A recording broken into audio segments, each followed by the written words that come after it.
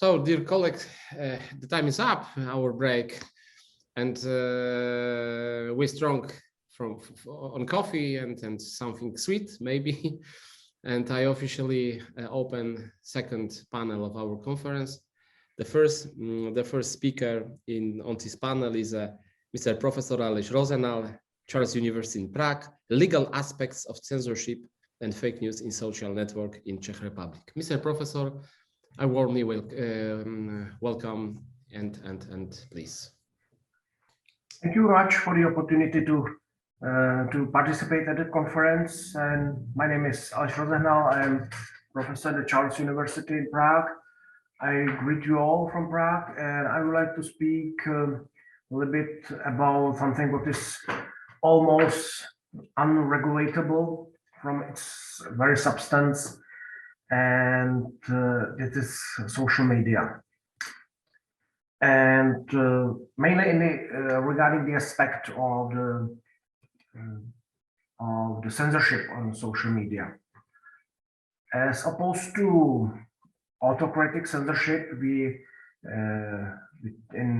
which we are quite in common and we have a lot of experience with it, we can call today's censorship on social media as a democratic censorship. And this democratic censorship is no longer based on omitting or deleting data, but on gathering, saturation and surfeit of the information.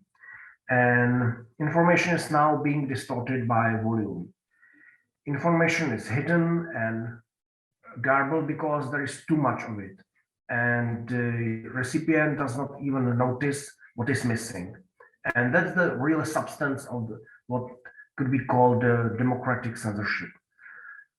One of the big difference between the world in which we have been now living in the past decades and the world immediately preceding to it is the fact that the information is no longer scarce. There's a lot of information. In pre-modern times, however, whoever had the information had the power, which was understood as the instrument serving to control the circulation of information. Nowadays, the bigger power is not in the hands of those who create the information, but in the hands of those who distribute it, such as social media or social media provider. Censorship existing today looks different and has different intention in comparison with the past.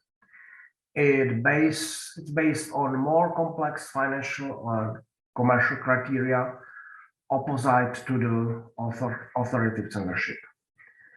The flooding on information masks the lack of relevant information, and the images we are seeing at the social media are often false and actually conceal the reality. Media are sometimes called the force power, but if we are speaking about force power, there has to be three other powers which just to exist, and those are defined according to hierarchy in which Montesquieu classified them. But at the present, the state is getting somehow emptied, as it leaves some of its function to influential economical entities. In fact, the very first power of today is an entrepreneurial segment. The second power, which seems to be strongly associated with the first one, is certainly the power of media, including social media, as a tool of influence. And the political power stands third. Therefore, the state is no longer the greatest power in the society, which is manifested by the fact that the corporation have a higher rating than the state is itself. Until now, the news relationship was based on triangle of three poles: the event, journalist, and the citizen. The event was passed to the journalist for verification, refiltering, and analysis, and then passed to the citizen. Now the triangle becomes a line segment with an event on one hand and the citizen, user of social media, on the other hand. The journalist function disappeared. There is no filter or stiffer in the middle anymore. Social media try to bring the citizens into a direct contact witness the events through the camera or written news coverage. These principles of the news functioning made it very difficult to bring to life the fact that information is freedom, which means democracy. That's one aspect of what we call democratic censorship. Another aspect of democratic censorship is the unilateral orientation of the social media to negative news.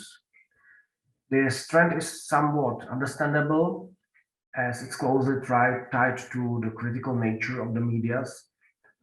But on the other hand, the social media creates a negative image of the world, and such image becomes a tool of indoctrination and manipulation of the public because of its natural desire to find a messiah who would help to change the negative world for the better. Therefore, the confrontation style is basically the only form through which the social media operate. The principle of discussion and dialogue is entirely abandoned as the social media believe that the escalation of the dispute is much more attractive. This tendency established a certain model of communication which the politicians consider is a necessity. Another source of problem is continuous acceleration of the circulation of information and great demand for more information. This is the basic criterion of the news, which should be before this age, that should be veracity, impartiality, and balance. But the only criteria now is the speed of news information, and the only right speed is online. The speed then places a great demand on social media users and has no time left to verify the information for truthfulness, competence, and impartiality and balance. The news is a commodity that spoils fast, and any delay in the publication may reduce the value and the public interest.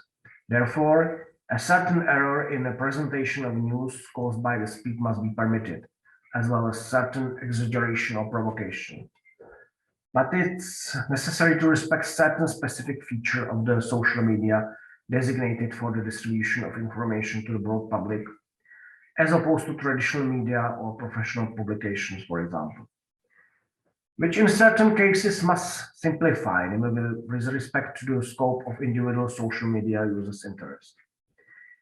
It cannot be contented without explanation that each simplification or distortion must be necessarily to interference with the personal rights of the person concerned.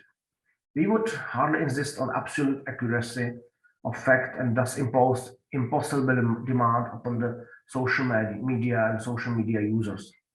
It's always important that the overall impression of the information makes correspond with the truth. Now I'd like to speak about the fake news, which is hate speech and fake news. I think it's the biggest problem of the social media.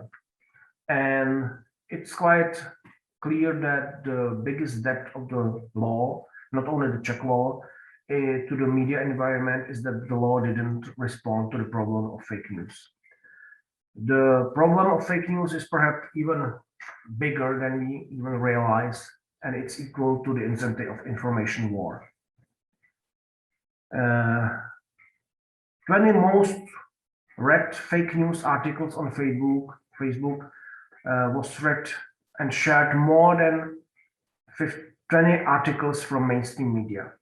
At the same time, Facebook is the most common source of the information about the government and political situation among millennials. The possibilities of the internet have brought a new dimension of the expression of freedom of the speech. The ease of dissemination information in cyberspace is such change in the quantity of information that in its consequence it has a change in qualities, and thus to change of understanding of the freedom of speech. Without any physical or mental effort, anyone can reach out a large number of people while receiving their immediate responses. Moreover, this form of address is completely or partially anonymous And in contrast to the publication of articles in the classical media, which is highly elitist, it's also extremely plebeian. At a first glance, free and universal access to the internet has made it possible to promote as many people's opinion as possible to social concerns. And for the first time in history, everyone has been given the same opportunity not only to accept, but also disseminate their views and thus actively engage freely in a civic society life. The internet is therefore a highly democratizing media environment which should increase the level of human rights and civil liberties. However, the reality is different. Instead of democratization, the internet has made it easier to spread hate speech and fake news.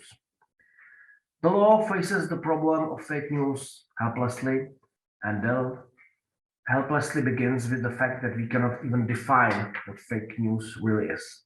Fake news is different from biased, unbalanced, or inaccurate news. These include cases where the title doesn't correspond to the text of the article, cases where the true content is disseminated with a false contextual information, and cases where false or misleading content is disseminated. Fake news has so many different meanings that the term is becoming worthless. It is difficult to determine the line between fake news and alternative point of view. The argument that most people can figure out in fake news when they read it, it can be treated to freedom of speech.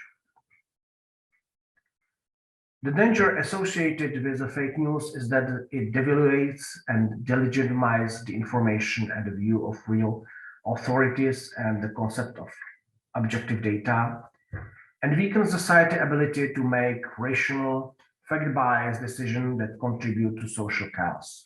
Fake news weaken trust in social institutions, and moreover, they are almost irrefutable by true information. The spread of fake news has its consequences. Democracy is based on people making decisions and choices based on information. People do not have to be an expert, but they must have a basic knowledge of the world in which they live. If their knowledge is twisted, then make bad decisions. The exchange of information is so democratized thanks to the social network platforms and digital content production technologies that everyone can create seemingly credible information, ways that is difficult to distinguish from the quality information. Demand for the fake news is a natural byproduct of faster news cycle and greater demand for short format content. Some jurisdictions have taken the path of labeling sources of fake news. Distinguish between traditional and respected journalism and fake news sources is not very effective. Creating blacklisting of websites can be even more dangerous than blacklisting scientific predatory journals. It could lead to only government-approved sources of information being on the right list. People now trust more personally communicated information than that provided by authoritative sources, often referred to as guardian of the gateways through which information was released to the public in the past. Traditional gatekeepers are less effective and visible. In addition, fake news is often presented as a traditional journalism, the importance of which diminish. The current guardians of the gate or gatekeepers are perceived not as a provider of public services, but rather as an entrepreneur with information whose main goal is profit. Fake news is a symptom of a deeper structural problem of our media environment. People believe more in what others in their circle promote or share. Blocking fake news sources is also not the answer. In addition, blocking creates polarization. One can also be of the opinion that the law provides protection against the fake news through the right to protection of personality, because fake news is mostly offensive and defamatory. But suing for personality protection, mainly in the Czech Republic, is not very effective. It's very expensive and exhausting, with very uncertain result. It's not even clear whom to sue. action against platforms that disseminate fake news are ineffective due to the legislation contained in the Act of Certain Information of Information Society Services. Early efforts to influence the public with one-to-many content bias technology have been replaced by social networking technologies that allow propaganda items to be aimed at target they are more likely to adopt and further disseminate propaganda content. Fake news is sometimes disseminated without malicious intent. They are forwarded via social networks without user checking the content. Sometimes they are taken over by journalists who are under pressure from the social networks that disseminate information in the real time. But everyone plays a key role in the fake news system.